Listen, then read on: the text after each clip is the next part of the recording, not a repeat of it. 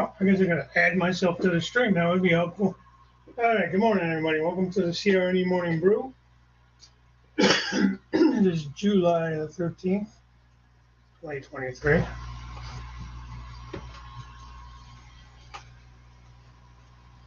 Let's see if I can get this where I need it to be. I don't know. Don't mind me. You know how it goes.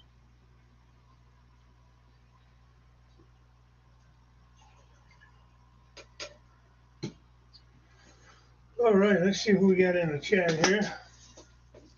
Out of the way. All right.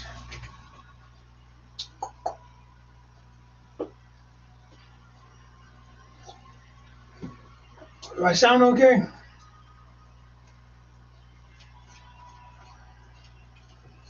See, we have Wigwag Workshop. First in here this morning. Good morning, Wigwag, Stephen. Rails, good morning. Everything's going well down there. Oh, are you back in California now? Or you just went there to finish some things up or whatever? I remember what I was seeing on your last stream or video. Anyways, thanks for coming in. Lynn McCurdy, how you doing, my friend? There's John Schoolkill. I got it right today. Schoolkill, right? Skill kill. I don't know. Something like that. I don't know why that word just kills me. Let's see.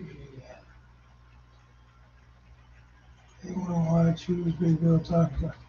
You know, by the time I realized he was on, he was getting ready to get off. He had somebody on there. It was like he had the whole panel up there, somebody at the very bottom. It sounded like it was a guest. I don't know who it was though. But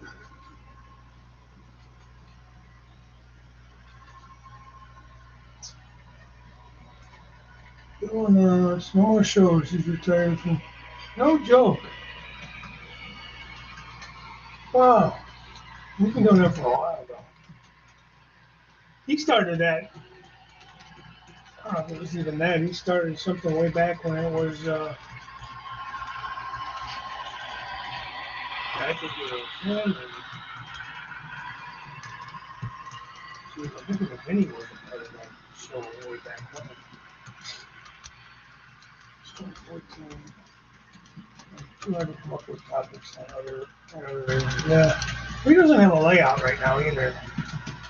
Not that I had anything to really do with it, but I know he had to take his layout down. That was a nice layout too, man, in South Brooklyn. That was nice. Hey, Chaz, how you been, man? Good to see you. Good to see you. Well, sound okay. Hey, John, Dominic.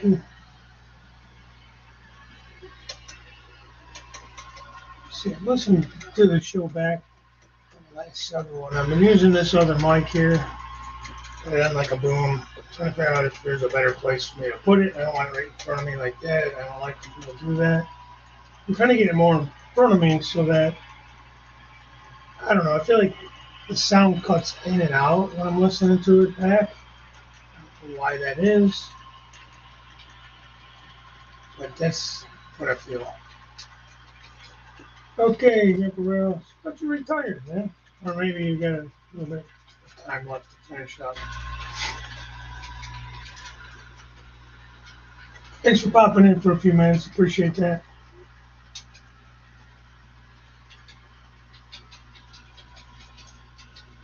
Been doing a show for a couple of weeks. Okay. Rest, thanks. Hope it gets better soon.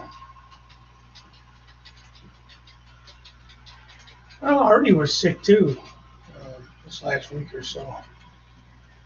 Went on last night, but I was busy. You know, sometimes it's tough. I try to catch it even when I can, but I can't always. Last week I missed Artie. We were out with cousins. We get together with my cousins every couple months. just to catch up and that. Everybody's busy and everything, so we try to get together. We just went out to dinner, nothing overly fancy. It was nice. Hey, Ray Bertelson. Morning. Good morning, Brew Crew. I like that, Brew Crew. There's some shirts made up or something. That'd be kind of cool. Brew Crew. I'll write that down. You don't mind me using that?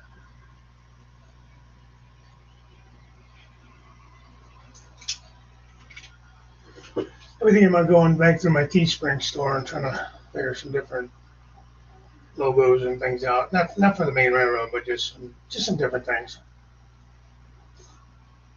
A little stormy sky there today. I haven't bought a cup in a while. You can do that. It's been a minute. Hey, there's my buddy Kevin. Hey, you go, Kevin. Good morning, everyone. I always picked the wrong one to put up there. Thomas, what's happening, my friend? Thomas Moore, Nashville Steam. All right. Let's see. Scott City, Missouri, and Cape Girardeau, Missouri. Yesterday, okay. Frisco and Mopac roast place. All right, you must be in your glory there, man. I don't know if you've gotten any of those. I don't think you've mentioned that you've gotten any of those in the past. Yeah, BNSF. Oh, man. What in the world do you do with all these spikes, man? You make stuff out of them? You have displays?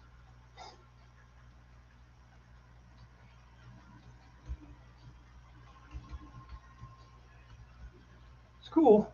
Not my thing, really, but it's cool. I like it. You do that.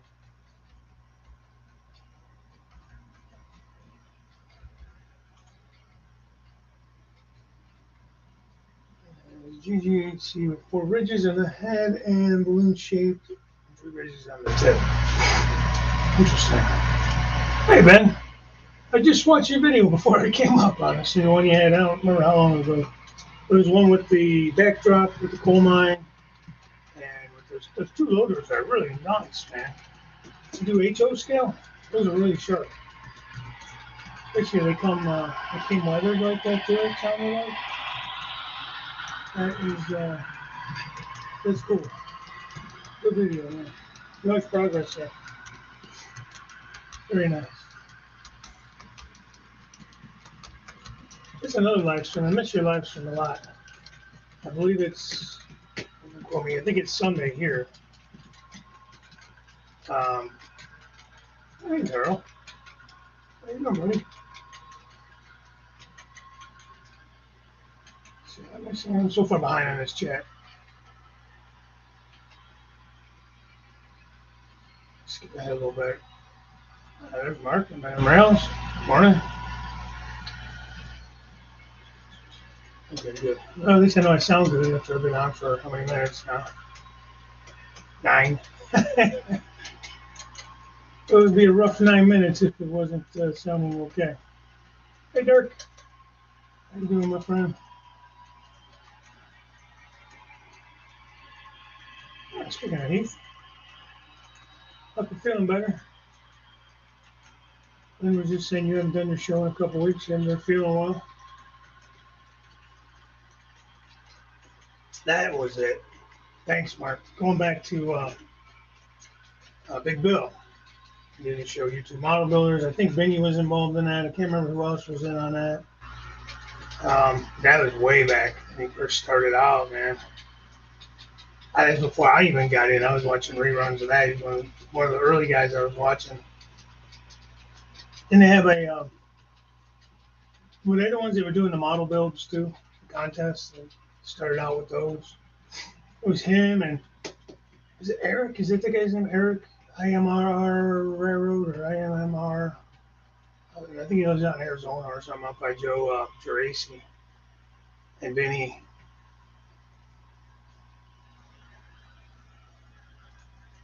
Yeah, man, that's good. It's going glad to see you're doing well. So you kind of fell away there for a minute. It's summertime though, you know.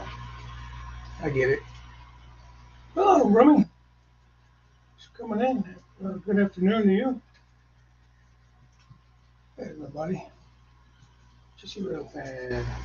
Morning, Todd. Freddie E. What's going on, Fred? I haven't been getting any notifications. Have you not done anything, or am I just not? YouTube just being mean to me again? Could be either. Yeah, we understand though. You don't feel good, you don't feel good, man. What are you gonna do? Yeah, and they're no joke, man. And you got to take care of them. This stuff goes septic real quick if you don't, take care of that. You're real sick then. Real sick. Dave, where in the world have you been, my friend? My goodness. Good morning. I haven't seen Dave in a long time in here. That's awesome. Hope everything's well with you. I know you're probably busy as y'all get out.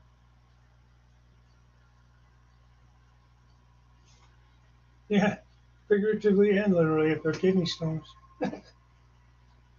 Either pass you, I have to have them removed, one of the two.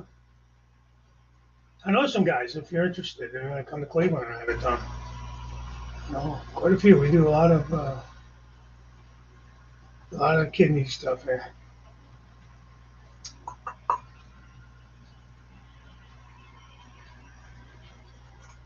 Oh, you're talking about the spikes? Yeah, that would be really neat. Really neat. Try that on a couple that are a little more common, and see how that goes, and then try it on some of those other ones that are a little more special.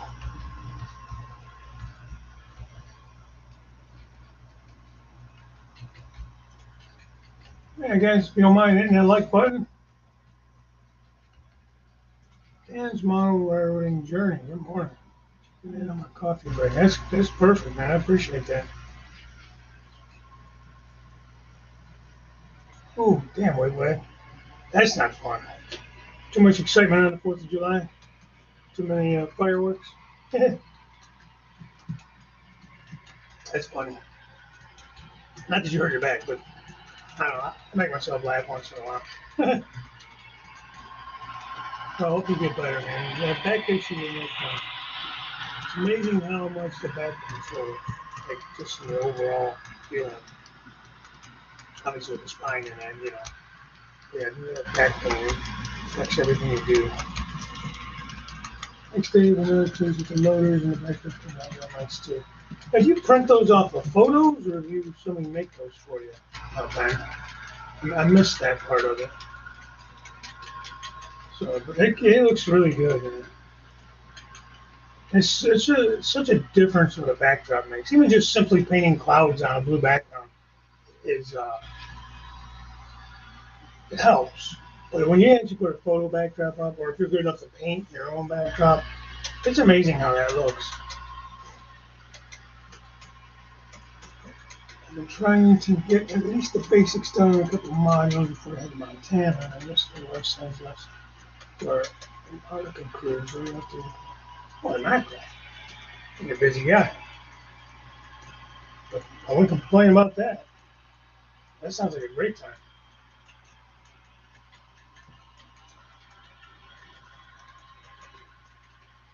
I get it, though. My wife makes me do things that I don't want to do. Like as far as I'm trying to do something on the railroad down there, and she wants me to go do other stuff. And sometimes it gets a little. It's fine, but sometimes I stick in the middle of something and you don't want to go. It's going good, man. It's going good. I not a whole lot done down here. I've been playing around, doing some switching and stuff. Getting a little better at that.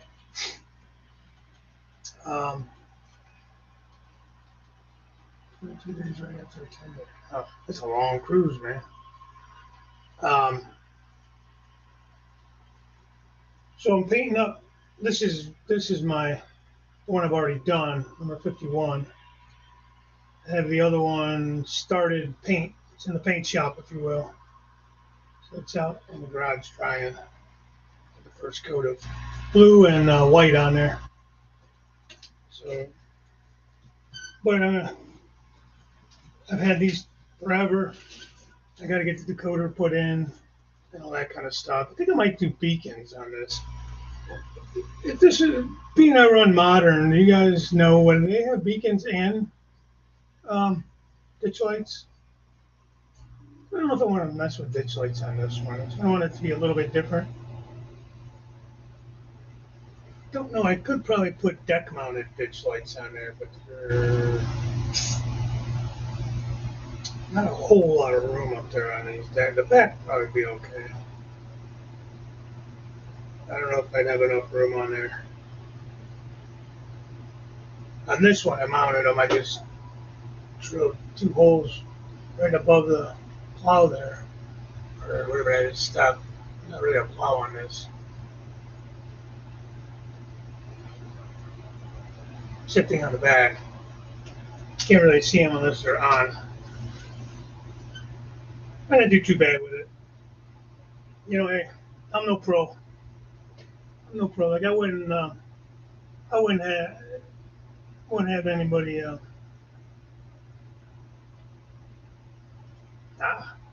Not a coffee guy. That's okay. I call it the morning brew because I'm a coffee drinker, obviously. But you know, come in and drink whatever your favorite drink is. Anything from energy drinks, coffee, pop, Slurpees, beer. I don't care. I don't care. You do you, man. My kids kind of got in. We don't have no 7-Elevens anymore here. I take that back. We do have one. Anyways, but there's Speedway was pretty close by. And the kids, when they were younger, my sister would always take them because she watched them a lot. Get the damn Slurpees and stuff from Speedway, big tall ones. Hey, Randall, morning. The kidney stones on and on for a couple of years. Not fun. No, not fun at all. Yeah. Yeah.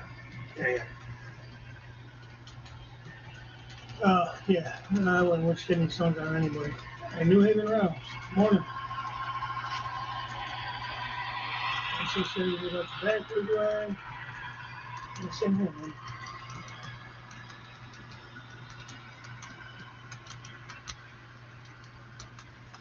Hey, Jim. Morning, buddy. Jim's on tonight, 6 p.m. Probably out for about 10 hours as his marathon shows. I don't know how he does it.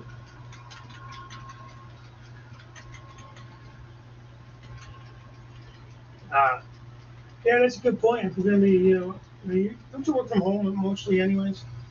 But not that it's not work. My wife tells me all the time, I'm working. You're home. Let me leave the house. Yeah, I know. No. I hear you. Yeah, she's upstairs working. Hi, Lee. Everybody out there today. All right. Very good. All right, Heath. Hope you feel better, man. Thanks for stopping in. Appreciate it. Sorry I've been gone now. I was so far behind, but yeah, that stinks. Hi, Curly. What Curly? How you doing, my man? Hello, Mike. Keep running railroad. Good morning. Getting there, guys. I think. Daryl Hamill. Darren Hamill. Said that backwards. Good morning. It's a company called ID Vaccines from their premium end scale range. Some adhesives are printed on polypropylene, so it's really hard wearing too. Oh, all right. Write that down. I'll never remember that. ID Vaccines. Did they do HO?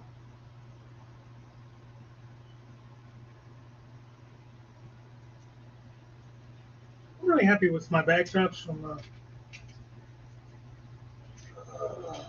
Trackside Scenery. But I'm always looking around. You never know. Maybe something will catch my eye a little bit more. You never know. Let's see. Wigwag, raising them up so early. I'm moving 3 modules around. 2 4-footers, 1 6-footer. Back hurt. I'm off. Back hurt. Sleep. Ah, yeah. I have those mornings too.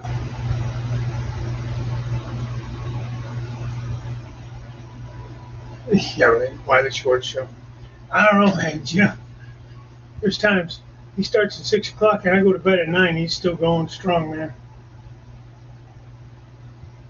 Still going strong. Good morning, Tammy and Ray. How are you guys?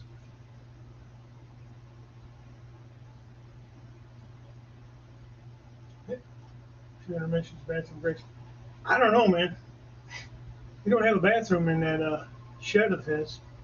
Maybe he's got a pee bottle. You never know.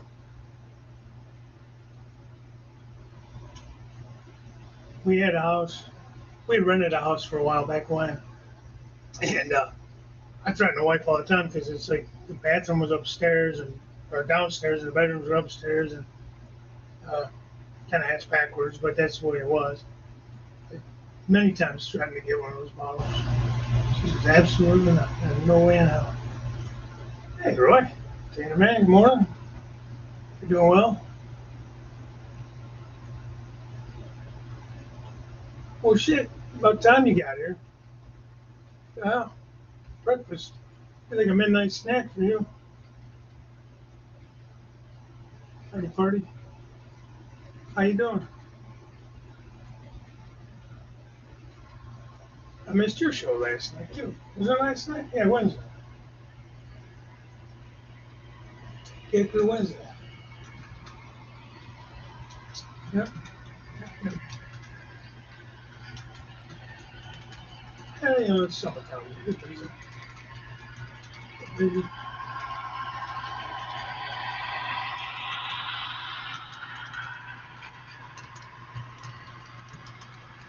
I got my trainer channel. I might have picked up a couple extra cars.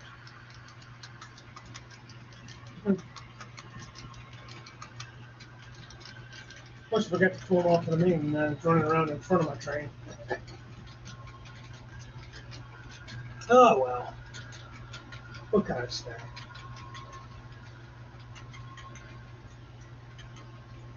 I already want some new steaks. Is that a thing? I'm being serious. Is that a thing? Are they protected at a point you can't? Yeah, would they even be good meat? I don't even know. I'm not up on my Australian cuisine.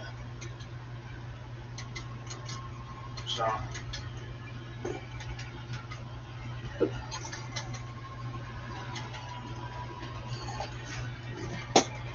Oh, man. If it doesn't rain, I gotta get the grass cut today. Looks like it wants to rain. There's a little bit of a drizzle earlier. Okay, Wigwag. Have a good meeting, bud.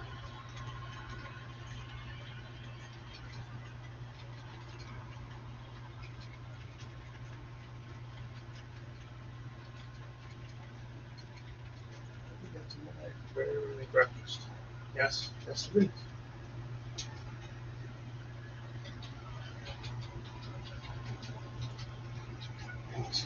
We'll get on it. I change the show times when I'm working on the West Coast. We don't know. When you work on the West Coast, you're all over the place. Do you try to stay out west more, Dana man? You prefer running out there more?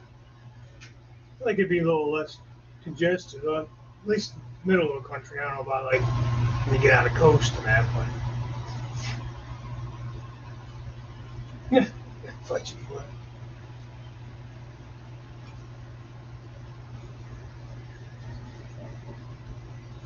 Oh, okay. Blue meat is healthy for you, but pretty expensive. Oh, okay. I imagine it would be. Now, is that like you think a fairly common meat that people eat there, or is it like more of a delicacy? You know what I mean?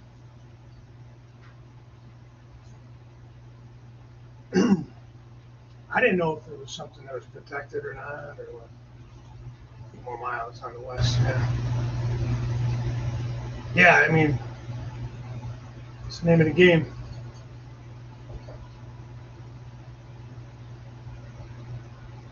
I used to like running out west more than I did here on the east side of the Mississippi. Hated the Northeast, hated the like New York, New Jersey, hated all that shit. Down south, I didn't mind Florida. Was just fine. But like I said, I haven't been out there since 92, 93 on the road running, and been out west since then. Um, yeah, but I used to like running out there through Arizona, Texas, Mexico, even California until you got into LA. You know, it was pretty open between Arizona border and LA. At least then it was. I don't know what it's like out there now. Although we are planning on going to the NMRA convention in Long Beach next, I think it's probably next August, to see what the dates are. I'm going to ask for the vacation time later this year for that. But,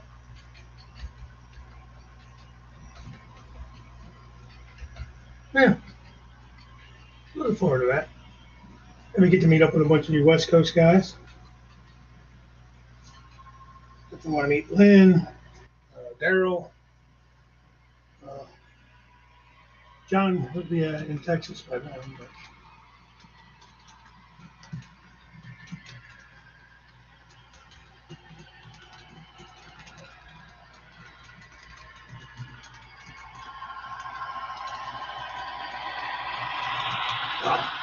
yeah, it's a lot.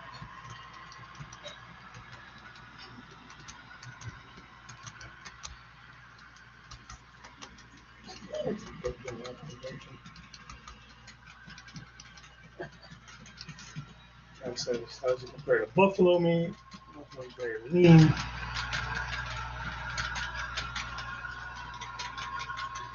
Honestly, snakes. What the hell are they protecting snakes from? Of course, they do take care of the rodents, I guess. Jim, did you get your package yesterday? Thomas wants to know. Yeah, same here, John. Jeez. You know, when I was running local driving, I did 300-400 miles a day. 5 days a week. So I live a mile from the hospital, so I drive literally about 2 miles a day, 3 days a week. If I don't go anywhere else.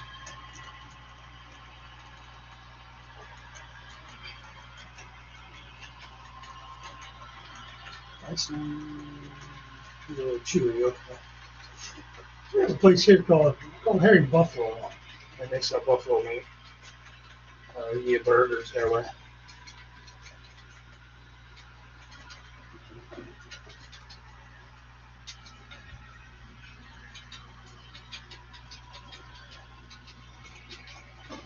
Yeah, it sounds good actually.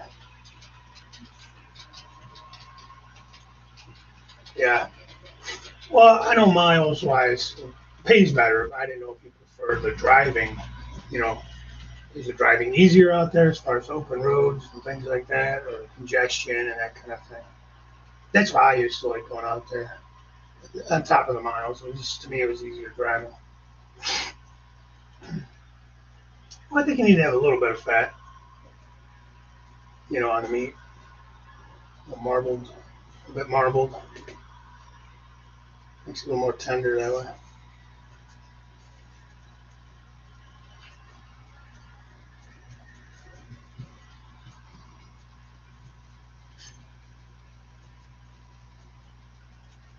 A Pepsi or a Coca-Cola.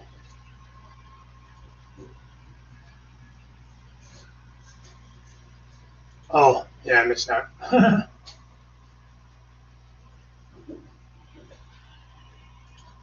Yeah, Lynn, I'm sure that's exactly why he did that. I'm sure. And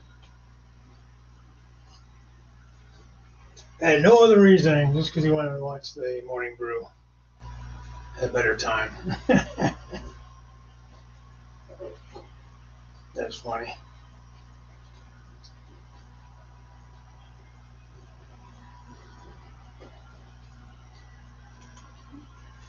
So hospitality lets them share bacon, but not Coca-Cola. BK Pop. Yeah,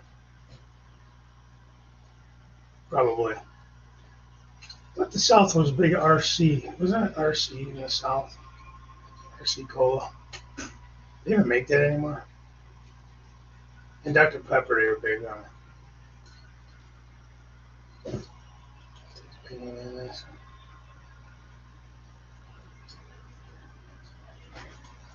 Ah, is California still 55 miles state?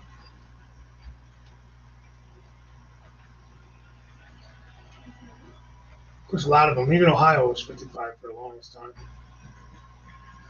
It was until probably 10 years or so ago that they changed that. Maybe a little longer than that. 10, 15 years ago. Till November will be 10 years since I've driven a truck. That's when I got out of it. Looking at the hospital, almost 10 years. And in November.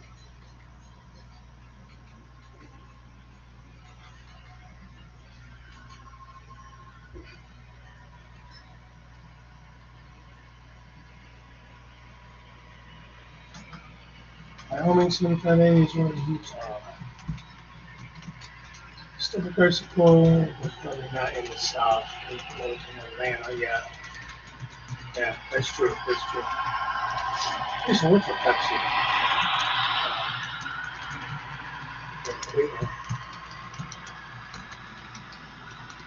That was 2000 back in 90, 91. Before I started driving. And, yeah. It's just a suggestion. And until they pull you over and give you a ticket for it. Let's pull up a moon. Yeah. Moon pies, they're big down there too. We were in Charleston with kids one time. And there was a little store there and they still had popping bottles. They're the shorter bottles. The kids thought that was just like so amazing because they didn't want to know this plastic crap, you know. We used to have nice glass bottles, you know, keeps them nice and cool. So they got that and they had moon pies and at the one little store there in Charleston. Just a memory. They enjoyed it. They said they thought it was the coolest thing, glass bottle. Oh, hey, John. It's 6:18. Good morning. How you doing, my friend?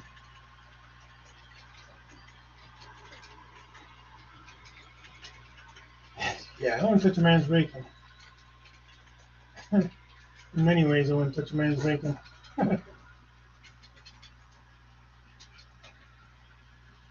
Yeah, like not the trucks. Exactly. There's Joe. Morning, Joe. Hey, man, you gotta do what you gotta do.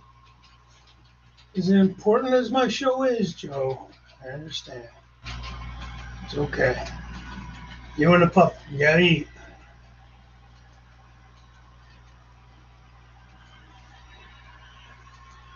I saw your little post about the black bear. There was a bear in your neighborhood, or you thought there was a bear near your neighborhood? Oh, I remember Joe. I remember Joe well. You can see sounds. That's funny. Yeah, that's good, John. That's good, man. Wish I could say the same. Really haven't done any work. Keep saying it. I gotta see what this backdrop's gonna cost me. I've been working on. What have I been working on? I've just been having fun with the layout. Mainly, I've been running some op sessions with by myself, but trying to get myself schooled at it well, so that if I do get people over here, I'll know how to tell them how things operate. Plus, it's just fun. So I've been doing a lot of that. Yeah, man. Didn't have like a well, not really a pink, but it was kind of like the can had like a magenta kind of color with and there was like a bolt on it. I'm thinking right. I'm thinking right. I remember working at the grocery store and they sold it there. I don't think I ever tried it though, to be honest with you.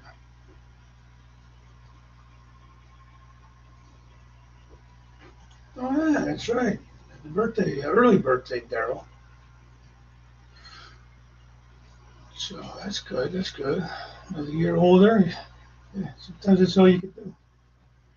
Ooh, and now you're talking my language. I love biscuits and gravy, man. I'm over some right now. It's about a mile away. Okay. Yeah, that's close enough. Just the backdrop's up. I'm now working on the signaling. And I just can't seem to get myself interested in signaling. No matter what I read or what I watch, just, uh, just get confused by it. I don't know why. Right now, I'm not set up for like JMRI really or anything. So I just don't know.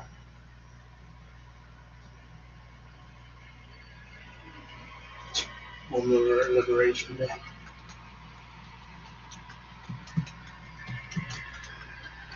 Realize how big the bears are to walking down the street. That's an experience. So I bet. That's something I want to see.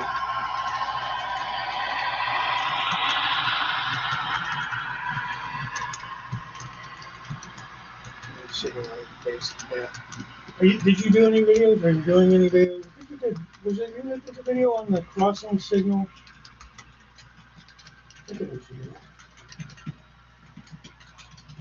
You seem like a pretty good system there.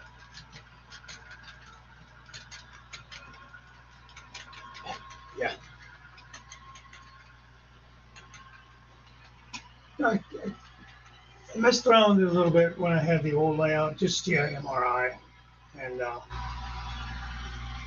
Artie was trying to help me with those AIU01s, or whatever the hell they're called, the blocks. Artie and Jason Frankfurt was these two guys.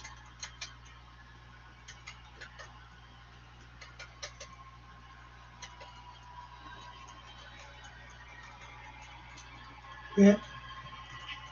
This is the way to go for signaling, in my opinion. What is that? I'm telling you, I'm a moron with this stuff. If my crossing out doing block detection, just on a track that goes through the wall. Okay.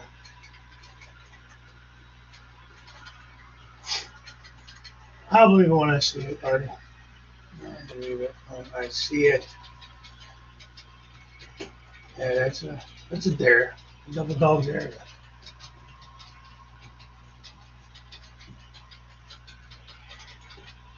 Yeah, you get them a lot. That way, I think.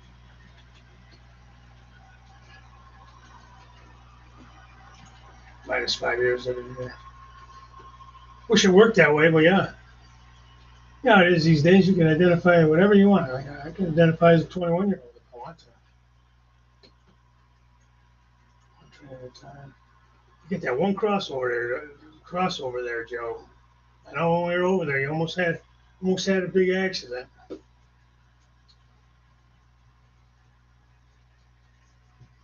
For you, what would be nice is if you had something that would automatically stop the trains when it was blocked. You had the block detection, but there was a way to cut the power when the block is, I don't know if that's even a thing. It isn't impossible.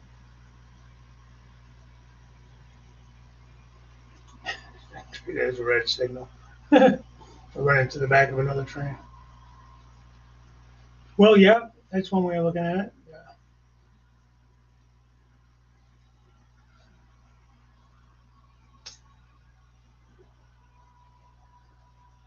Yeah, someday maybe I'll get to it. Like I get something in my head and I get working on it, and then I get tired of doing it, or you know what I mean? Or I get frustrated with doing it, and then I step away, and then it takes me forever to get back to it if I even do. That'd be an ideal. Yeah, it'd be kind of a cool idea. I don't know if it's even possible. Like if this the crossing is blocked, it cuts the power on that other track. I mean, depending how you are with that stuff, it might be something.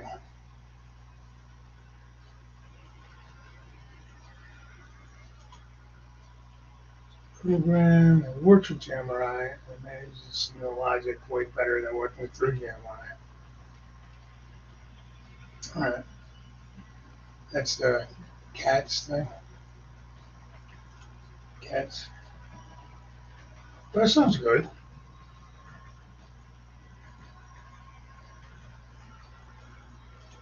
Yeah, it's just, I got so many like half-done projects. I'm still got the steam locomotive I started on. You know, I should have been done with that, but then I ended up having those cracked gears, and I had to find somebody that makes those, and because Bachman don't make them anymore. And then I did find somebody that 3D print them. I got that up and running. I had to install the decoder. I got the plug system. I got to figure out where I want to mount it and how to fit it all in there. And I got tired of working on it, so I put it up there on the shelf, and it's still sitting up there.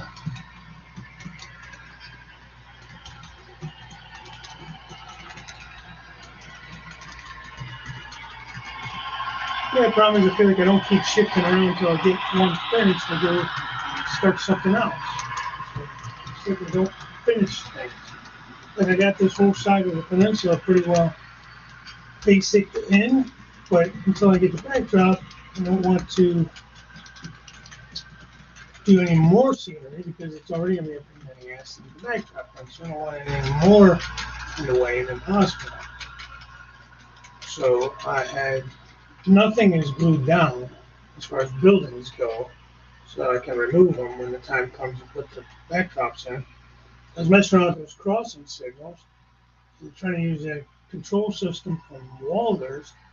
I don't know if I'm just doing something wrong or what, but I can't get those stupid sensors to work right, man. It's kind of getting frustrating. So right now I just got them wired so I can just turn them on and they stay on, or turn them off, one or the other. Dumbest thing. But I don't know. It's been hours, several different days trying to get that right. No matter what I try, I just can't seem to get those sensors to work. And that, like they'll work, but then they don't work. So it's like trying to get the sensitivity right. I just can't seem to get that to work out right. So the hell with it. Who needs it?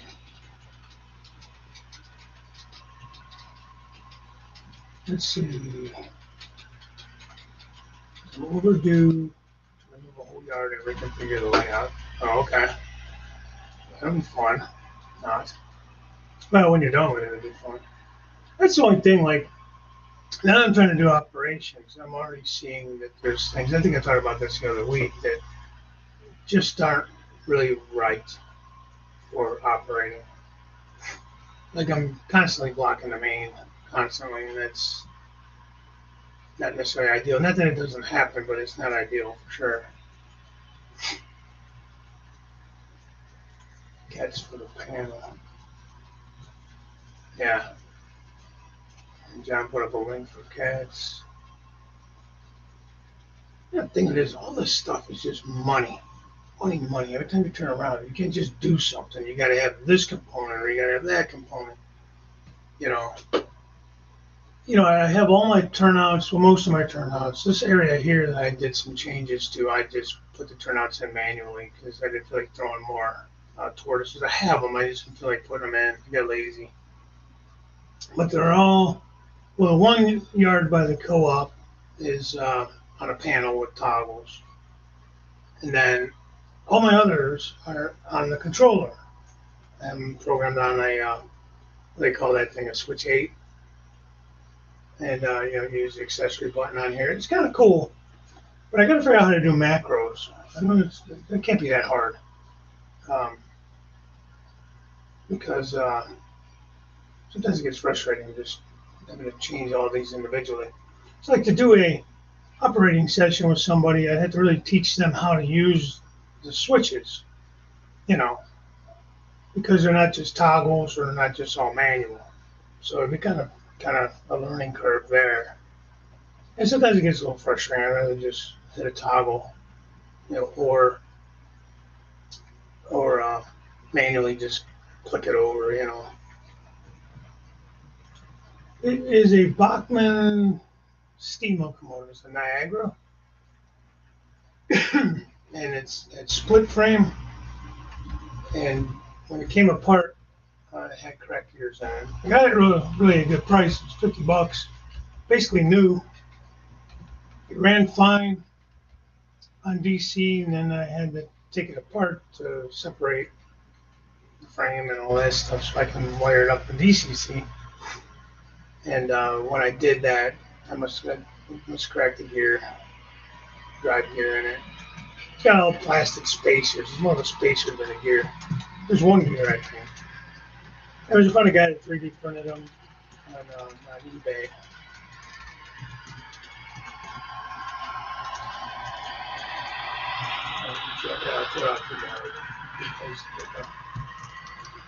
Yeah.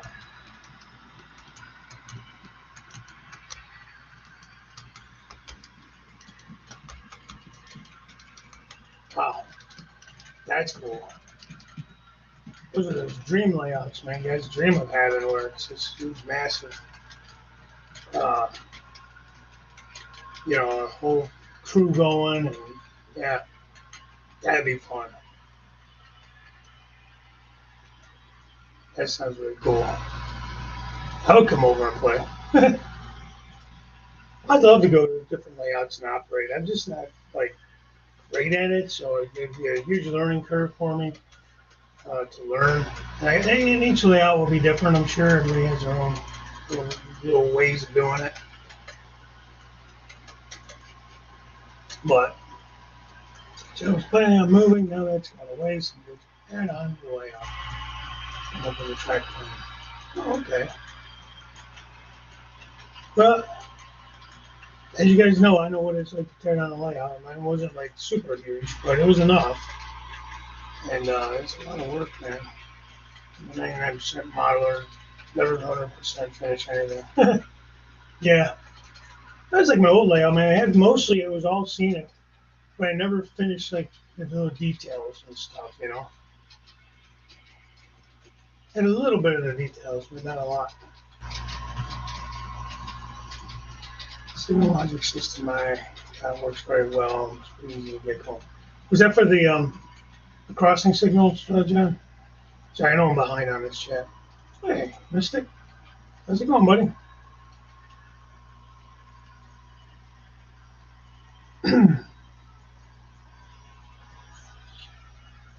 Oh, money and lots of wires, yeah.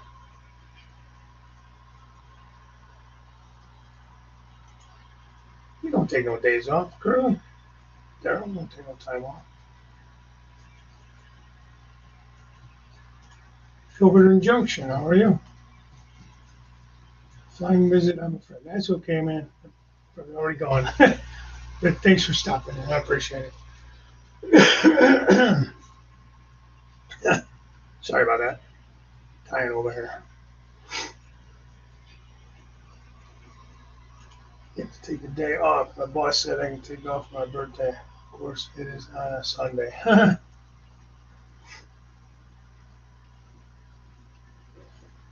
Well, at least he was nice enough to say you could take it off.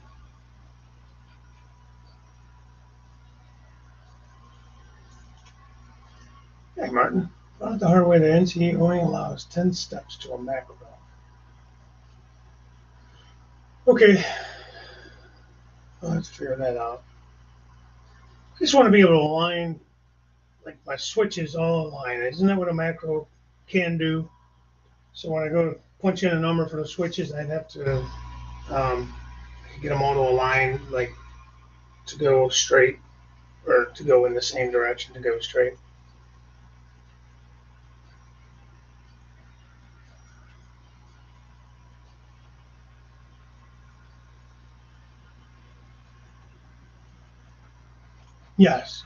Yes, 100%.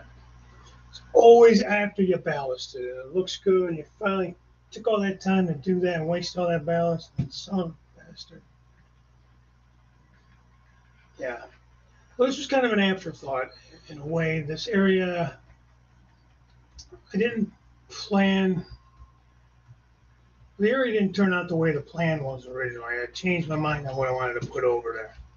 So, but to do it where I felt it looked right, I really couldn't add another track in or move the main line because it would have really taken away from this edge of the layout. Because ideally, I could have moved the main line closer to the edge. Let me show you. See if I can get this to switch.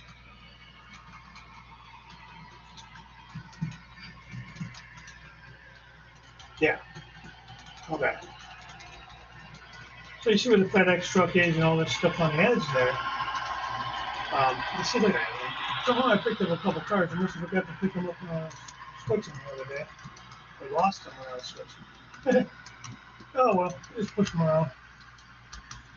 That's the funny thing. There's only a 5-car train there. And I'll tell you what, it takes me an hour to switch through the layout. Yeah, here's the main line, and you see here closest to the right. And I could come in some, kind of cut where the FedEx truck is and all these couple of businesses there. And then I would have to change the switch down that way, or maybe not. I maybe bring it back in before I get down to the final end down there where the junkyard's at. But I have a hard time moving tracks when things run good. Hey, Tom. Who's on this layout? Good morning. So it's kind of like, do I really want to mess with that?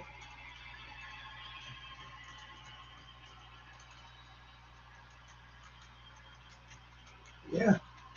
Okay, man. I'll travel. Depending where you're at. I mean, especially if you're somewhere, you know, in the east side of the world.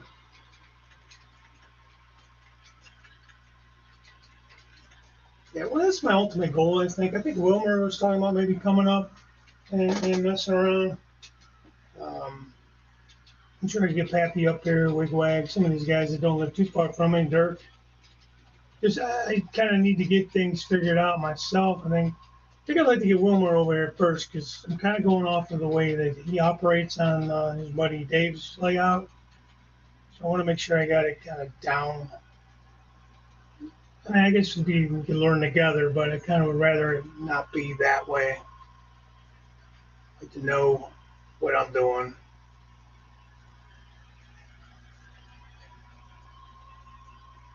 And then you got 6 birthdays. Is that what you're talking about?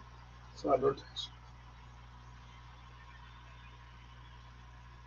No TVs back then.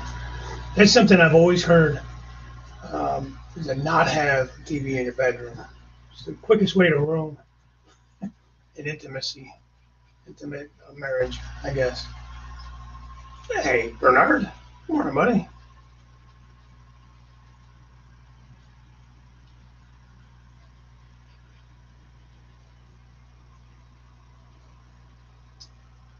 In a business that's not rail served. What do you mean? I actually had some of that planned up on the second level.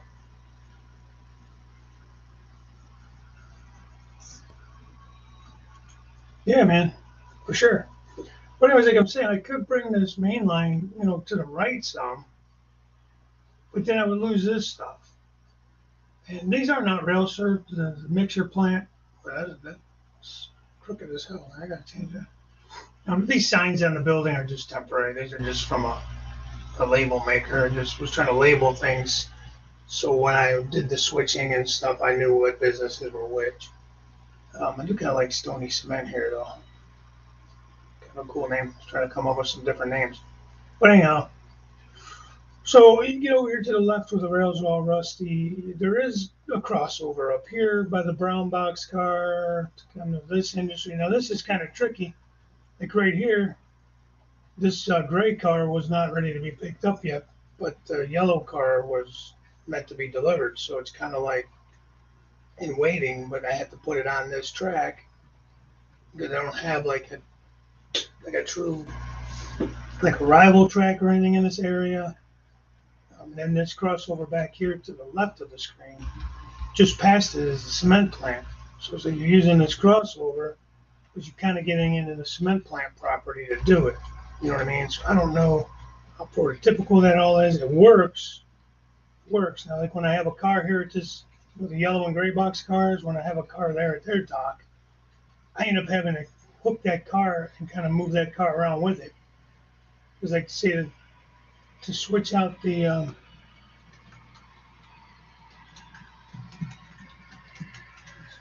extra Greyhound station, that's not finding it. Meaning like here in the foreground, like where the two bays going by or the three bays going by right now. That's one of my early Crooked River schemes there. I mean, it's the same paint scheme, it's just my early logo, and it's a little bit different color paint. Anyways, yeah, I was thinking about that here in the foreground, doing something, not real sure either if this you're talking about. A Greyhound station would be kind of cool. It's not really that much room. I was actually thinking like a bar, maybe like a motorcycle repair or a car repair shop, you know, like cars, automobiles.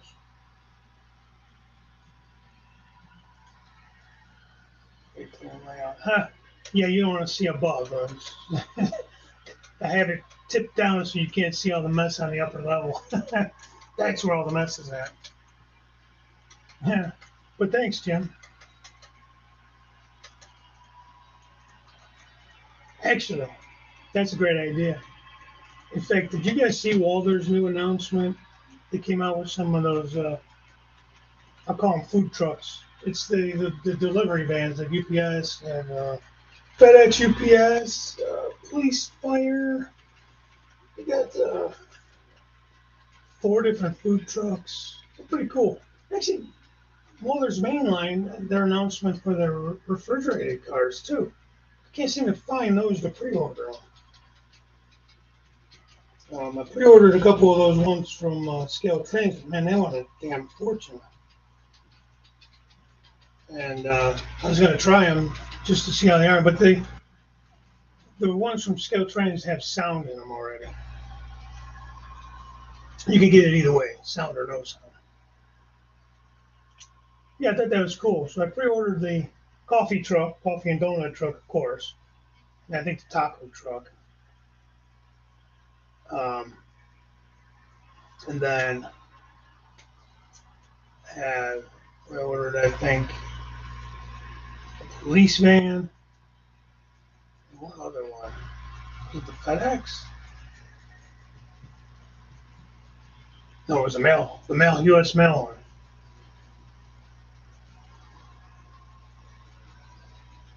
28-foot trailers in the future. Yeah. Yeah, I can use some 28 still.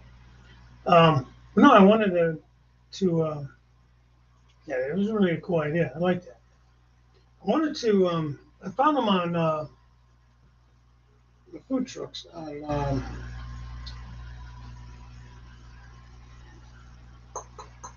Factory Direct Hobbies. They were like just on there like 17 something. Walter's site has them for almost 22. These guys had them for like just under 20 or just under 18. So about $5 difference. So yeah, so I'm saying 35. Even if you ordered them from Walter's, but I couldn't see where to pre-order them even on Walter's. Does anybody see them anywhere else? I didn't see them on Factory Direct. And any other sites I've looked at so far, I haven't seen them.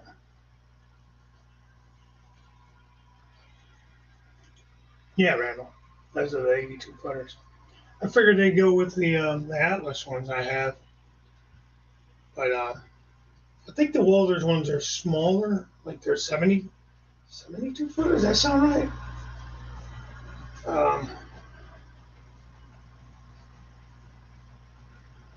I'm going to screenshot them, but I didn't. But what I'm getting at is there's nowhere to get off the main here. So I had, like, to do the way down there is a scrapyard. So I have to pull my gondola over, put it on this track next to that yellow box car, come out and go into the scrapyard and pull out what I need and kind of do like a runaround here. Like I do a runaround, but I got to use this track with the yellow box car to do it. So I'm pushing these cars way back into the cement plant, and I got to hope I don't have too many cars on that track, because there's 2 tracks at the cement plant. You know what I mean? So it's not ideal. It works, but it's not ideal. So get those old factory sensors to make back one. There you go. And then I would have to feed them tacos and hamburgers. They have a pizza truck too and an ice cream truck in those vans too. It's pretty cool, man. I thought it was a pretty cool announcement.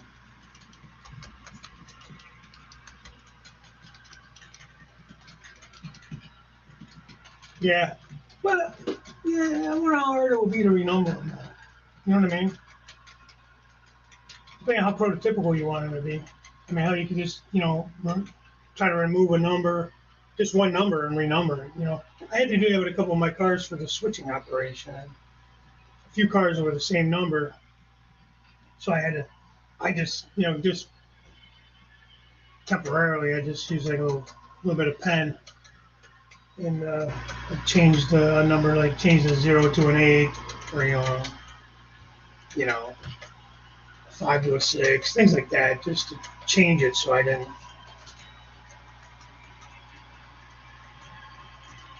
Still in the name section. Well, John, have you found them for pre-order anywhere other than Walters? I haven't even seen them on Walters' site. Like maybe I actually need to go on the computer and not my phone.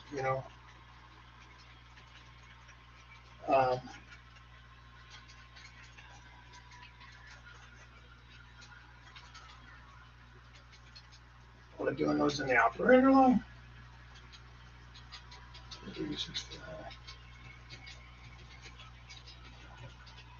Those are the auto box cars, right? The 86 footers.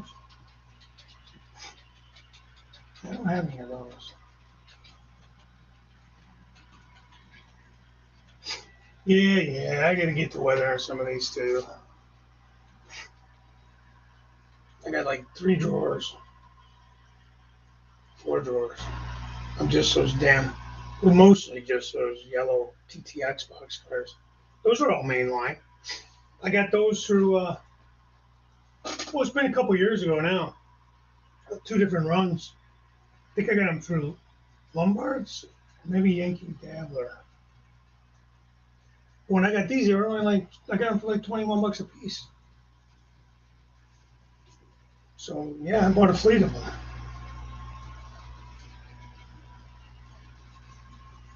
Let's see.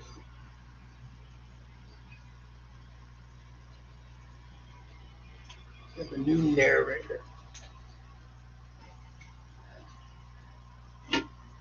Okay.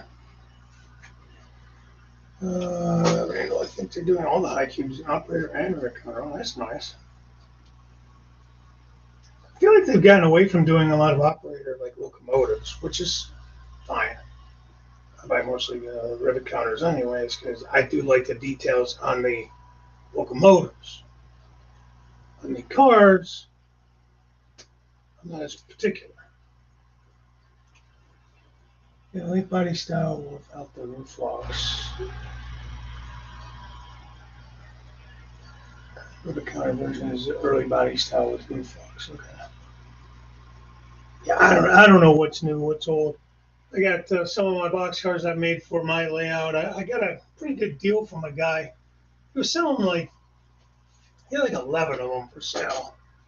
They were 50-foot box cars. How would I do with that box car? Do I have one here? Okay, hang on, let me go get it. But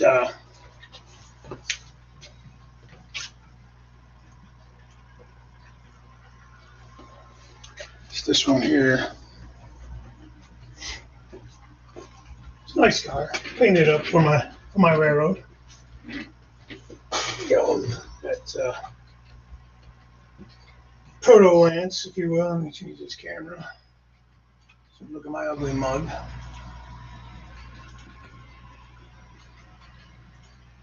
All right. So these are blue boxes.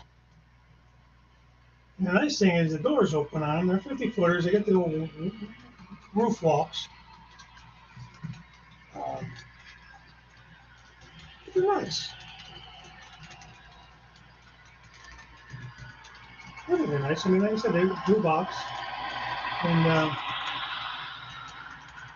don't know what he wanted originally. You know, obviously I added metal wheels and buffers and stuff to I like them. But I ended up getting them for about. I bought them in a couple different batches. First, I bought like 4 off of them, and getting them for $12 a piece or something like that. Kind of got in contact with them again and said, "Hey, listen, you know, I already bought 4 of these. You still have 6. You do 10 if I buy the other 6 off you. And this way, you know, you might have your fleet of these things, you know." And he was like, "Yeah, I'll go 10."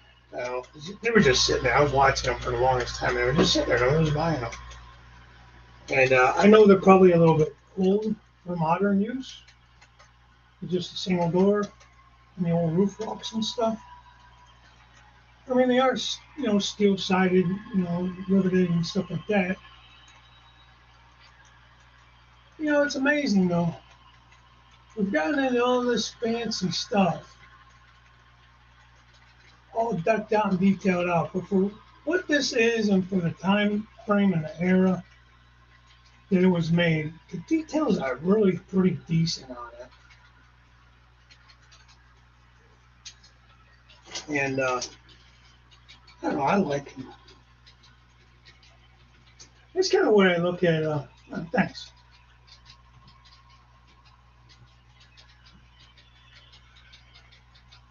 Yeah, Randall. I mean, they used to do the.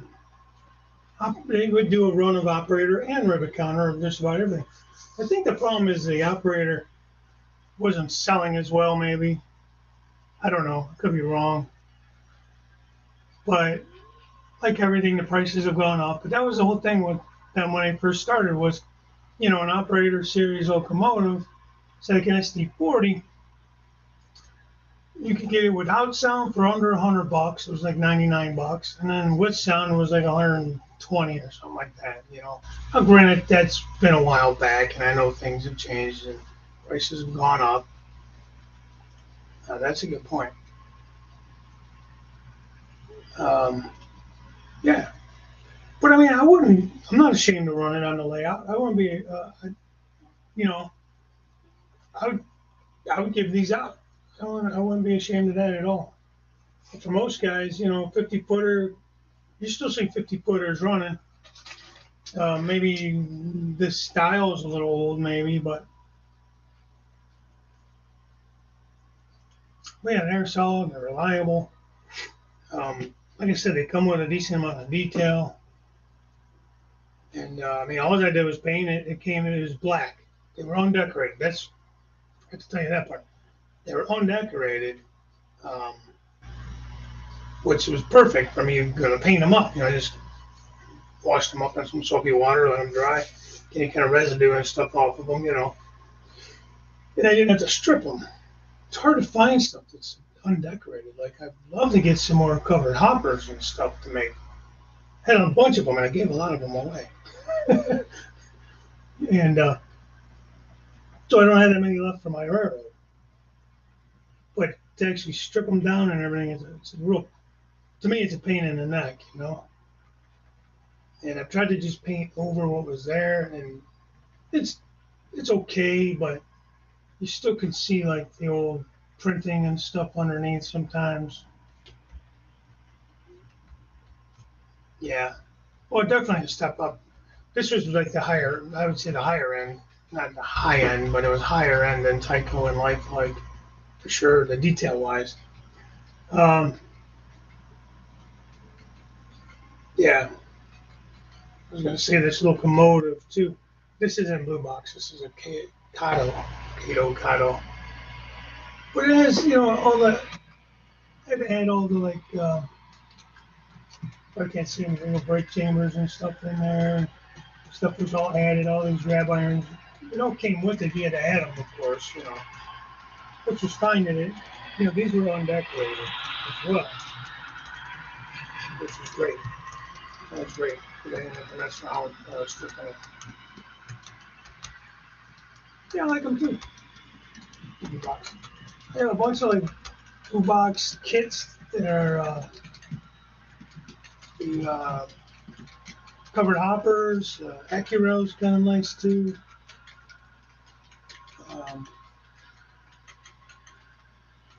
I like them. I think, you know, again, for what they are, they're nice. Hey, Bernard, I'm listening, but let's say hi to all my friends. Okay, good. So we agree, John 26:18, there's so many choices. Let's go back and see what that was. Squirrels, magnet fishing, and outdoors. Good morning, Group of River. Good morning to you. Thanks for coming in. Appreciate that.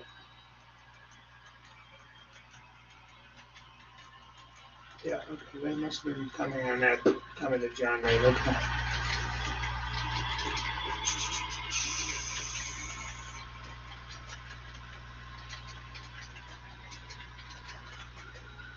Because I missed a comment into the back.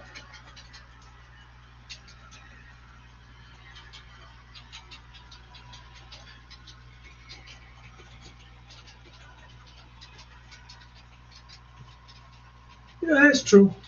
Actually, it's kind of cool. I like the old Tyco.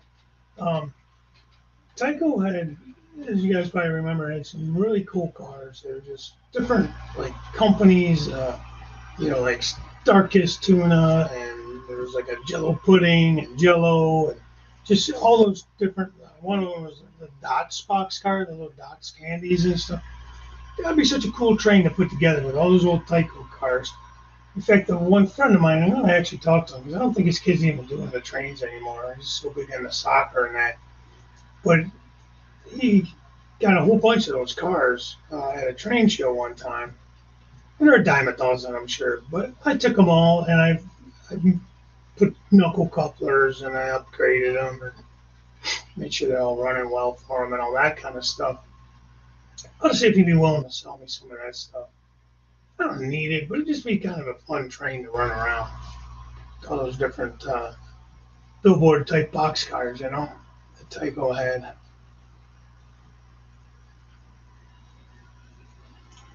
Yeah, in fact, I didn't add any weight to these. I need to get a little scale, to be honest with you. It came with just a basic weight. But once you add the metal wheels, and those are dirty wheels. Once you add the metal wheels and the metal couplers, that adds a little bit of weight too. Not a lot, but a little bit, you know. Enough to help. At one point in time, I had my wife's little scale for the kitchen down here, a little, you know, for ounces and stuff. I need to just buy a cheap one. She took it back. She wanted it. She yelled at me. What happened to my scale? I don't know. No idea. Somewhere. Same thing with your blender. Don't go looking for the blender. I got that down here somewhere when I was making, for a while I was making my own ground foam. And the old layout. I still have some of it. I use it.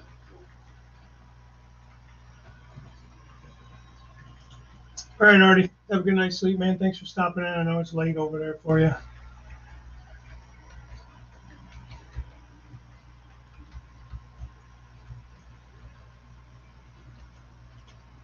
Yeah, that's the downside with all the extra bells and whistles and parts and stuff, Randall. So easy to break stuff off of them. But you just got to be more careful. But that's why I like, well, first of all, the price of the operator stuff. Like, I don't, like with the freight cars, I don't see that big of a difference. There is, I get it. For me, it's not that important. I like the look of an AccuRail or a Blue Box just as much as I do as a scale trains or an Anthem. I know there's a difference. I get it. I love Walter's mainline ready to run stuff. I love theirs. Most of my 2-bay hoppers are mainline. All those 60-foot IQs are from mainline. What else? There's some 50-foot mainline stuff. Boxcars. I have one locomotive up there. I don't run it that much. It's Canadian National. I bought it just to try it out. I like it. I might sell it. It doesn't want a speed match. Well, I haven't really tried that hard with speed match. It's got a tsunami in it. That's what I put. I bought it ready to run. Excuse me, I bought a DCC ready. I put a tsunami decoder chip in it. What's that one? Let's see.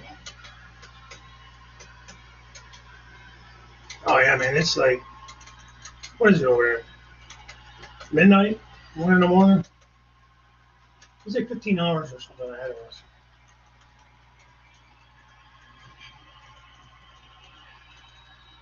of us. No, I get it. I get it. Like I know, what company did scale trains just take over? And just exact rail. And I was really hoping they'd kind of price them a little bit better. I don't have any exact rail stuff, just because I always thought they were way too pricey.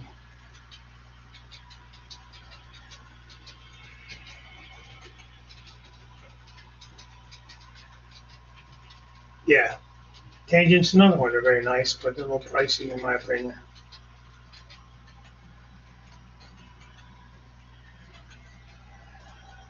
Yeah, well, you know, those old locomotives, those old like pan motors or pancake motors, whatever they call them, and they were just crap, in my opinion.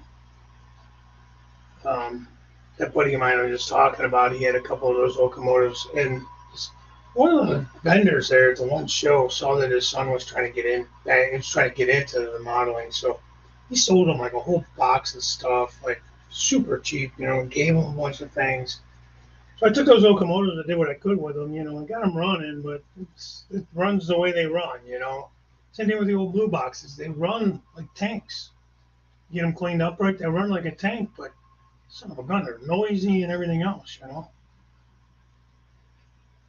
You don't really need a sound decoder or nose. They make enough noise on their own. Maybe that was the idea. Yeah. Not only that, because it was like it wasn't glass, the blender, it was plastic, so it's all green. Because I put paint and dye and stuff in it to dye the foam and stuff when I was making the ground foam.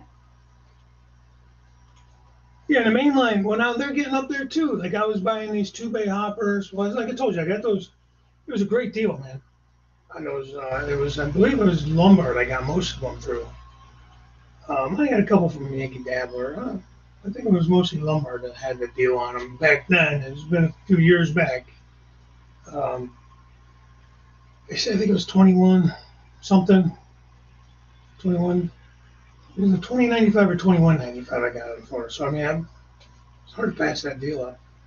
And then the 2-bays I was getting for like $20, less than $20. Now they're up there. Now they're pushing 30, man. No, I take the back. They're like $23. I take that back.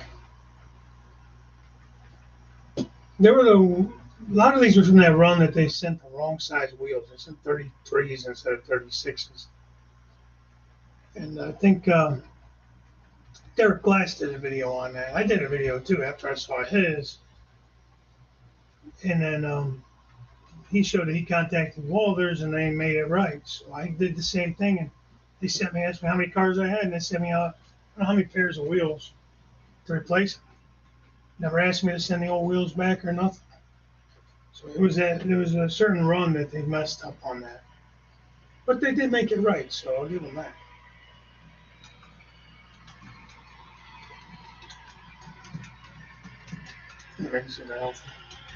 She wouldn't believe that.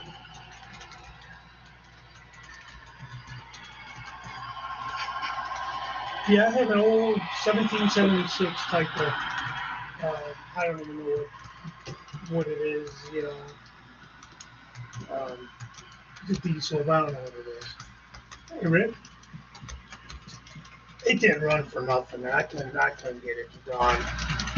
I pulled the motor out of it as a dummy. Made it a dummy. It sits up on the shelf just as a decoration now. I don't run it or nothing. I don't run, but like I said, I have a video somewhere back there where I ran it as a 4th of July or something. You know, I had it in a consist with another locomotive. Obviously, it was a dummy though.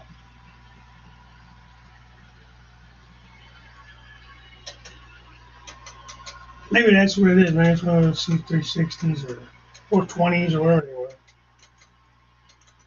But it was the 1776 bicentennial scheme.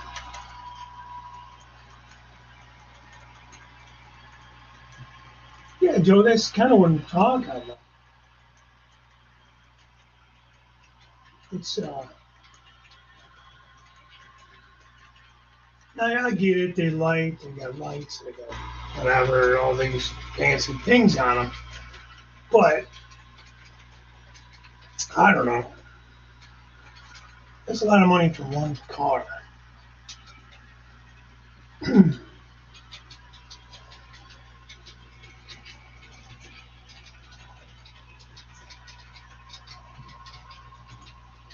Yeah, yeah. I didn't really have anything. At that time, anyways, I probably could give some stuff away now. But I gave my time, and I didn't. You know, I had extra parts and knuckle couplers and all that stuff. So I was like, you know what? Give me your stuff. Let me look it over. I'll get it running good. And you know, and he came over here to get it afterwards, and brought his son. They've been over a couple of times, and I let him run around on the layout and stuff. So, but he says, from what I understand, the friend of mine that I used to work with him, and he switched jobs, switched departments. I haven't really talked to him much. I'm really busy. Bernard, Dave, gotta say good morning and how much I enjoyed the challenge for next Thursday's a great morning. Thanks, Bernard. Appreciate that. It's kind of you, man. I love having you guys in here, man. I enjoy this show. Like I said, we don't talk about anything in particular. What have we talked about today? Nothing to speak of. But, I mean, look, it's an hour and a half almost I've been on. I'm going to have to do something there pretty soon. I got to get some things done. But some of those 2-bay hoppers from Lombard, because that's what BNSF uses. The same train out of Black Rock, Arkansas. Those are built like, they're nice cars too, man.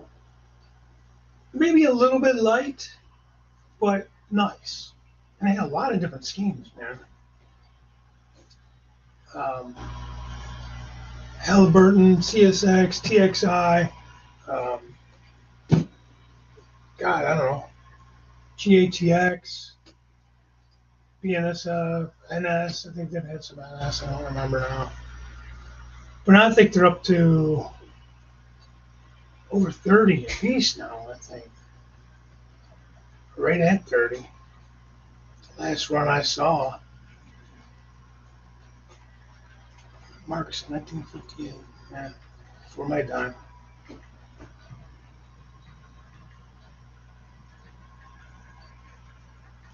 Yeah, yeah, it's true. As far as them getting discouraged, you know,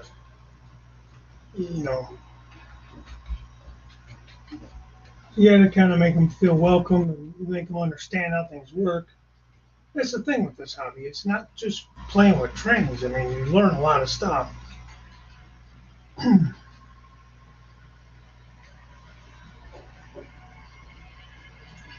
Oh my God.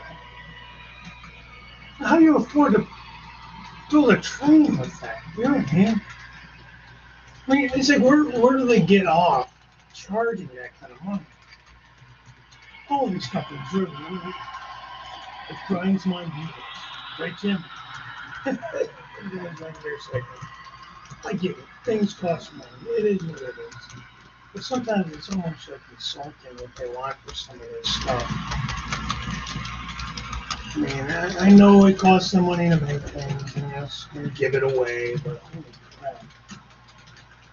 I mean, so if you wanted to build an honest-to-God passenger train, you're going to probably need 10 cars, 10 passenger cars. Is that too many, too little? But just use 10. You know, that's a lot of dough. What was that? That'd be $5,000, right? Math is hard. I've told you guys that in the past. Math is hard for this guy. So I mean, how do they expect people to?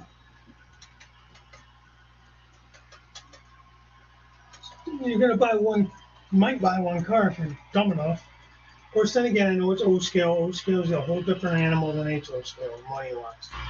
So I can't really speak to it. But to me, that's a ton of money. It's just a lot of money no matter what scale it is. But that might be sort of reasonable for an O scale. I don't know. It sounds like it's not that reasonable. But, how do you build a train? That's what I liked about the operators, and even they're going up. And it's anything like with your cheaper blue boxes and things like that. It's like when I saw this guy selling that stuff, and when I messaged him, it said make an offer. So I made a couple of lower ball offers. He refused them just to see if he'd take them. You never know. But then once he saw it, I already bought 4, and I was willing to buy the rest of them and he'd get them off of his hands. He wasn't making no money on them sitting there. I think he wanted 14 or 15, and I got him 12 for some of them and 11 or something for the others. So I got him down a little bit. It was worth it to me. And I got a fleet of 10 boxcars for my railroad. I don't know how I'm going to do with 10 boxcars. I've got so many boxcars. I need to make more boxcar industries, I guess. Which I will have once I get this thing finalized.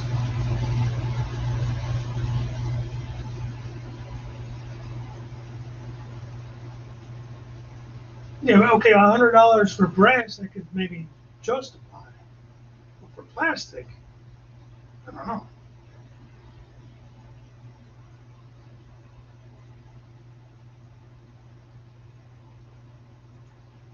Yeah, you're not wrong. $100 for an 86-foot boxcar. Well, 100's better than 500. I'm sure it's lighted and everything like that, and probably detailed and all that stuff, that passenger car wreck, but still, man. Um,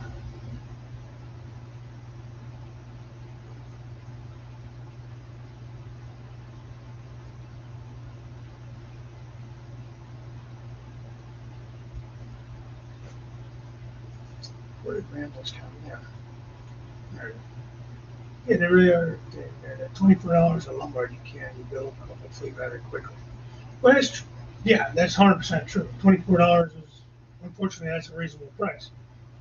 And going back to what Rick was saying, $100 for an O-scale boxcar, when you're looking at, like, say, Tangents and AccuRails and Anthem Genesis and those kind of things going for 50, 60 plus, same thing with some of the rivet counter stuff from Scout Trains. I guess $100 ain't too bad, for a O-scale. Like, it's kind of basically the same thing. Are they still 24 lumbars, Randall, or has that been a while ago?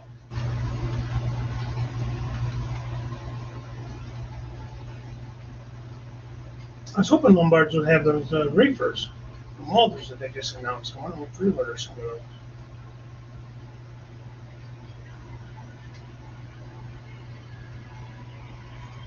Oh, is that right? I've never been to that store.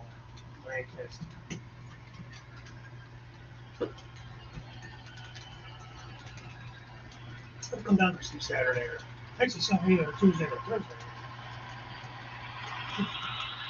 Should be after that.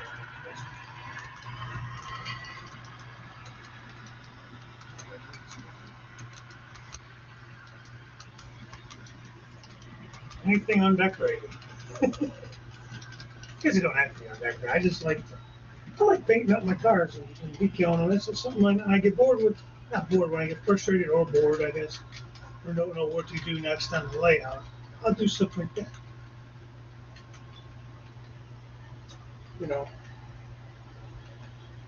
Much as I like the prototype railroads, I do kind of like the fact that I have my own short line, if you will, and kind of incorporating that.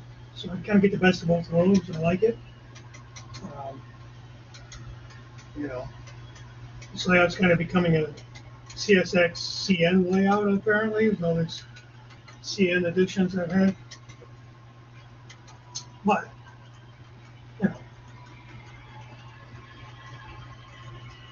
it's a good buy, sure.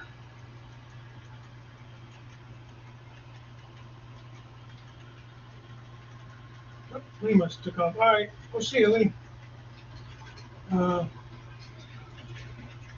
to check out your new video. A few people who hate the lower tier stuff and don't like the people who buy them. My answer to them is it's your railroad, build it and operate it your way. Well, 100%. And not everybody can afford the higher tier stuff. You know, and for me, it's, or it may not even be affordability for everybody. It might be even more of a fact of, I think that just the fact that it's the principle of it. Just I'm trying to find the word. Sometimes maybe I can afford it, but it's just the fact that it don't make sense. If I could buy the same hopper, I mean, yeah, okay, the rivet counter is road number specific details and this and that and blah blah blah. Okay, great.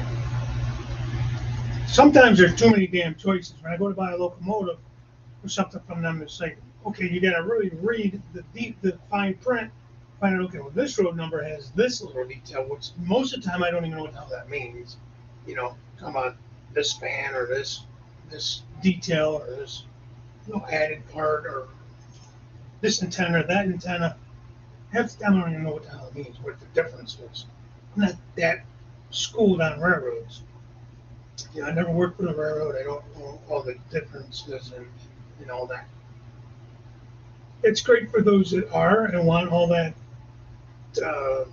typical stuff. I know Jason's big into prototypes and doing things prototypically. I know Flying Crow, Robert is the same way, and that's great.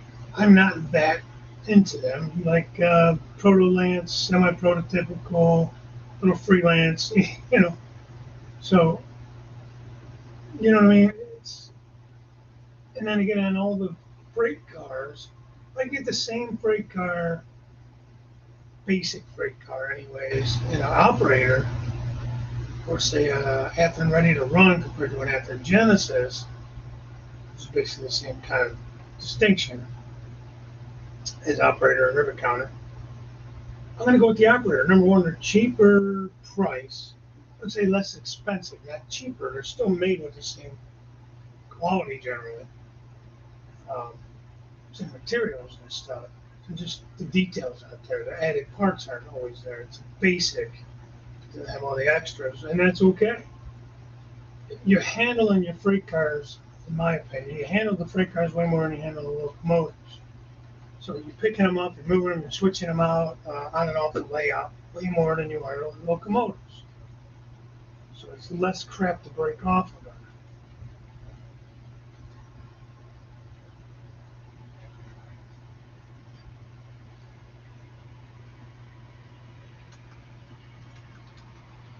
Very nice. I may have to go take a look at that. In my switching operations, I've realized that I could use a few more 2-bay hoppers. I need some tank cars. Short cars, stuff like that. I have a lot of crude oil tank cars. I need stuff that would be more food grade. Because I'll send a tank car over to the candy factory. I makeshift made a Cargill plant. Maybe he's got a food processing plant there. I don't know. There's something to fill. I had a spur there and didn't know what to put there, so I was like, well, let me put that there. I could run some covered hoppers in there. I run a couple tank cars in there. I got some silos sitting there. Very generic at the moment. Don't know if it'll stay as a Cargill facility, but yeah, I like those two cars. I only got one big one. Got plenty of Lois graffiti decals I can put on there for the breast cancer stuff. I like that.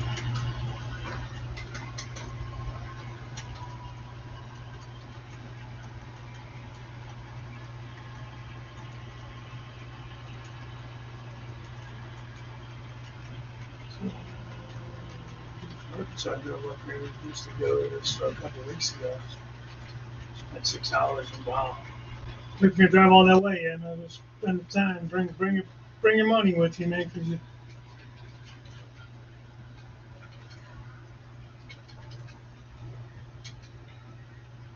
Yeah, Mike, I agree. No, and here, listen, I've said that too. If you're going to be building, like, say, a diorama or, like you said, a hyper scene, um, maybe once you've gotten your layout basically built, and then you're going into more of the finer details and stuff. I got nothing against ribbon counters. So don't, man. Like Randall said, you do your layout, I'll do mine. You buy your stuff, I'll buy my stuff. Some of it's principle, some of it's cost. If you're trying to build a fleet of cars, you can't afford to do it on all ribbon counter and exact rail and all that kind of stuff. You need some of that less expensive stuff. So that means the lowest cars would be a multiple. Yeah. Yeah, I got just the one pink one. I got some other risque graffiti girls. A couple of the other green cars. You know, it's just something different. You know.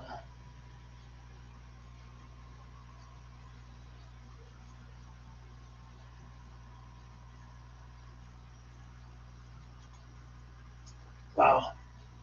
See, something like that. I mean, especially the proto 2000s, would be something to, to buy and either repaint for my locomotive or patch out. I haven't done any patches. Like, I could easily.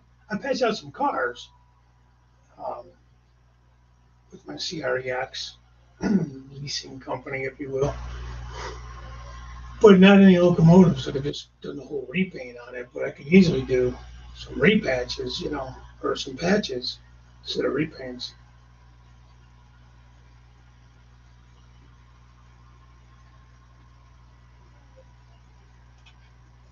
Eh, well, for yours, it would probably be the right scale graffiti. These are HO scale decals, but it would probably be more graffiti on it for yours because I don't have O scale decals. But I'm not against it. But they just get together instead of this sending me stuff. We don't live that far away from each other. I haven't done anything. I haven't gone and done much rail fanning or anything. I haven't gotten together with any of the guys around here this summer so far. I feel like I've been busy, but not busy. I just haven't done much this summer so far. But, yeah, we'll see what happens.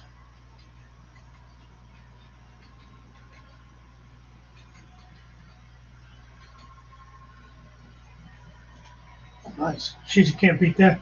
Hell, even if it didn't run, you could pull the damn gears out of it and make it a dummy to run in a Constance for that. $10? Yeah, you can barely get a freight car sometimes at these shows for that. It's decent. Hey,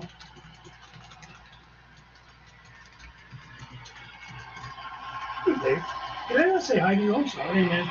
You've been in here. I didn't even say hi to you. I must have missed you in my strolling past times.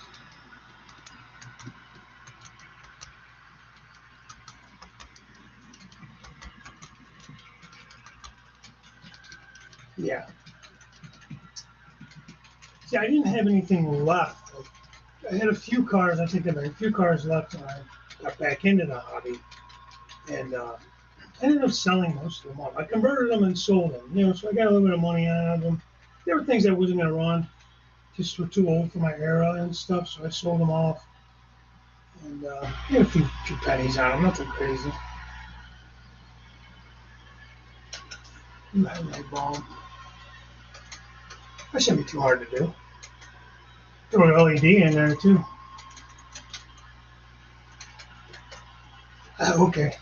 So you've been lurking, or you just decided now to tune in. That's okay, man.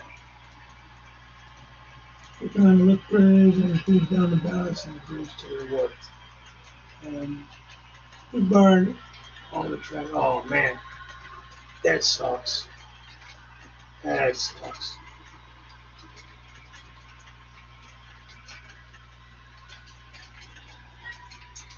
Go back to Dave's comment. When I first got back in, I bought that kit from Walters, KD, not Walters.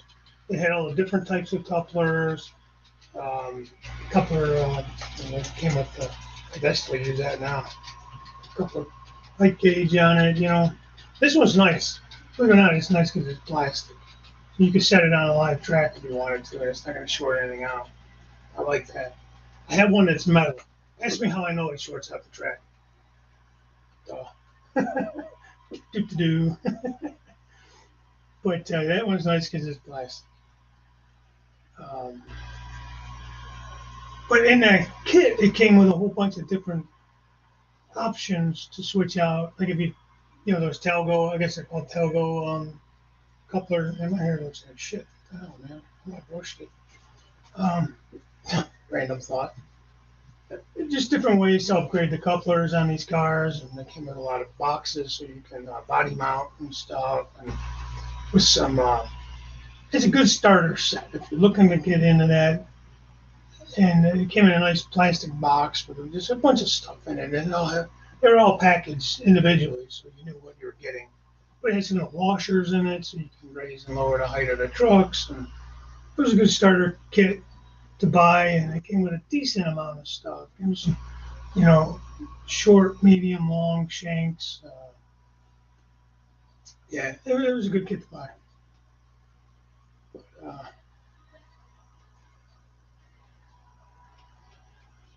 anyways, I was able to convert a lot of those cars over.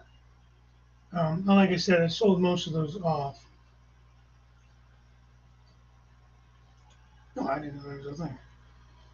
You're looking for those LEDs. They're supposed to be direct replacement for bulbs used in the blue boxes. Okay. What do they fit on that little bar and everything, just like those did? I like converting the blue boxes over. After I'm ready to roll the early versions, I think I have one up here still, Western Maryland. I have up there, Chesty, and it basically a blue box, just maybe the next generation.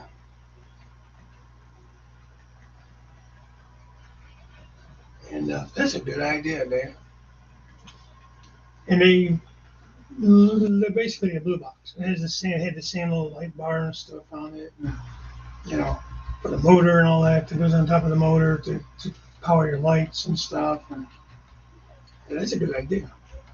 Being in bright yellow, I like that idea. Usually keep mine here, right here in front of me on the workbench. So that's what I usually do all my work, obviously on the workbench. But yeah, if maybe you don't have one, it's something you should have. It's kind of one of those things. I know there's been several guys that have done videos in the past on things to have on the workbench, necessity things, things to get started on.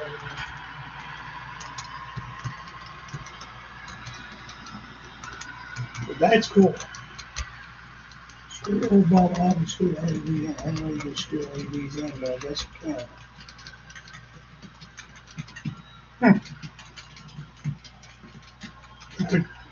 I don't know what they cost, but if they're cheap enough, man, worth a try. It's worth a try. Easier than having to rewire, soldering and stuff. You can just pop it out and screw a new one in. Shit. Bang, boom. Done. On to the next project. But I'll tell you what, man, when I got back in, I was very, I'll say scared, but nervous to do, everything's backwards. Can't do it here. I'm looking at a camera. I'll have to do it in a minute. I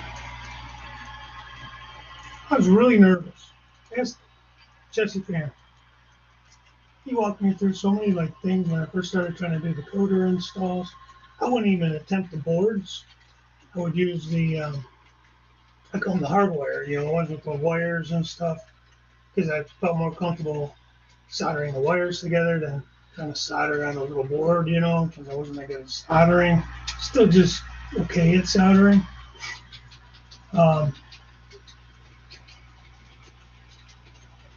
And that's a good idea, Joe.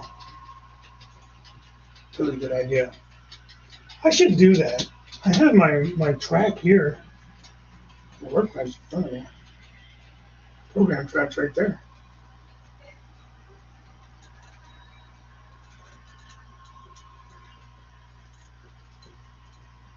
So Just took it was a 3-foot piece of flex track. I think I added what was actually it's not flex track. These are all old sectional track. They're actually brass, honestly. I put the re-railer in the middle because it just makes it easier. You know, when you're trying to put something on the track, you don't have to mess around with it. It's already there. In fact, I might rebuild that. It just sounds like a 1x2. I threw down a piece of, I don't know why I did that. I threw down some cork, and these are all like 9-inch sections of track. So 1, 2, 3, 4, 5. 5 nines are 45 inches. It's a little 3-foot piece, 3-inch piece there, so 48 inches. So a little bit more than a piece of flex track, but this table's 4 feet, so I wanted it to go the whole length of the table. So that's why I did that, I think. But the 1x4 would have been better. Actually, I might do it because I might do a second piece of track on it. Yeah, that's a good idea, though. It's not terrible, especially for the convenience of just screwing one out, unscrewing one and screwing one in. But I never thought to actually mount a couple of these on the damn thing. That's smart. Then you don't ever lose it. Everybody's gonna make one now. Joe, see what you started? Good job. Oh shit.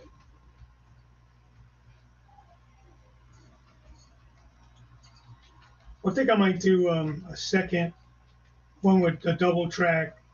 Is that what you're talking about? You got a double track, or you just took 2 together and made it long? This way, you can kind of do some lower speed speed match, and one on each track, maybe.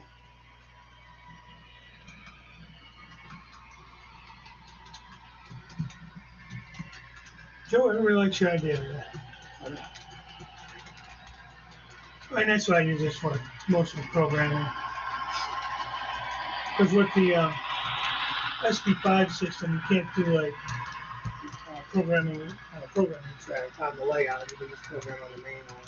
If you use a power cab, you can do the programming track on the layout. You have to do like a separate programming track on the layout.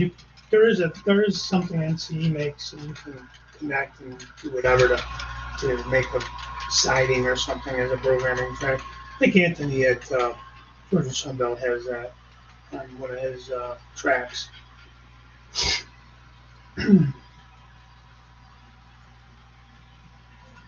Mountain line up to eye level for any scale height. It would be easier, but it's nice to have. You know, and the thing of it is when everything is at the right height, things just run better. They run better. You don't have the unhooking problems.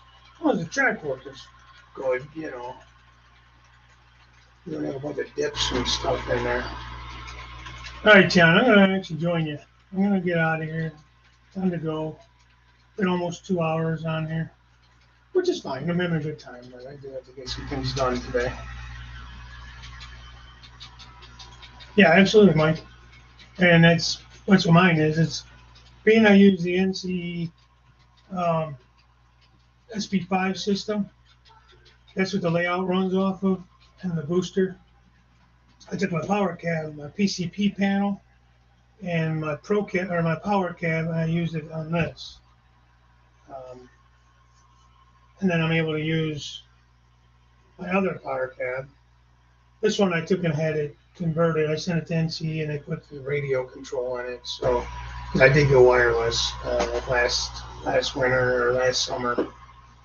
I got tired of dealing with these PCP panels and UTP panels and stuff. So, yeah, Jim, I'll let you do that, man. I did the one time I did that. It was a 9-hour show. I did like an impromptu Friday night show about a year or so ago, and I ended up going 9 hours, a little bit over. That's before Hardy had his 24-hour marathon.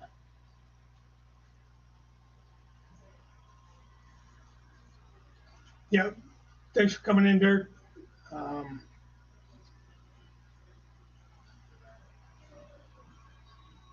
yeah, exactly. And that's what you got to watch. You got to make sure you don't have a bunch of other stuff on the layout when you're programming stuff. But all right, guys, I'm gonna go. Gotta get some things done around here. I'd like to sit here and just do this all day. I gotta get those honeydews done. I gotta today. I think it started raining yet. I gotta get this grass cut today. I think we do have some rain coming, so I don't want to wait. Pleasant Branch, hello, goodbye. I think you just came in. I don't think I saw you earlier. I do appreciate it, but unfortunately, I'm getting ready to sign off. Maybe I'll catch you on Jim Tedesco tonight, 6 p.m. Short line Thursday. So, Randall, thanks for the info. I'm going to go check out Lombard's probably sometime today. If anybody knows, put them in the comments after this ends. If you've seen those Walters reefer cars, the long ones, the new ones they just announced for July, you see them pre-order somewhere, let me know. So for whatever reason, I have not seen them yet. I would like to pre-order some of them. Because as much as those Atlas are nice, there's like so many fine details on them that they just keep breaking every time I touch them. And I had to do a lot of work to those cars. They ran terribly. They were very, very poor running cars. Those Atlas, I will not buy any more Atlas cars. That's another grind I do. Maybe next week I'll go into that. They were not cheap. I had a good price on them, but they were not cheap. All right. With that being said, have a good week. I'll see you tonight. Have a good weekend, I should say. Try to see you tonight on Jim's show, and get you around the channels. So, yeah. So bye for now. Talk to you later.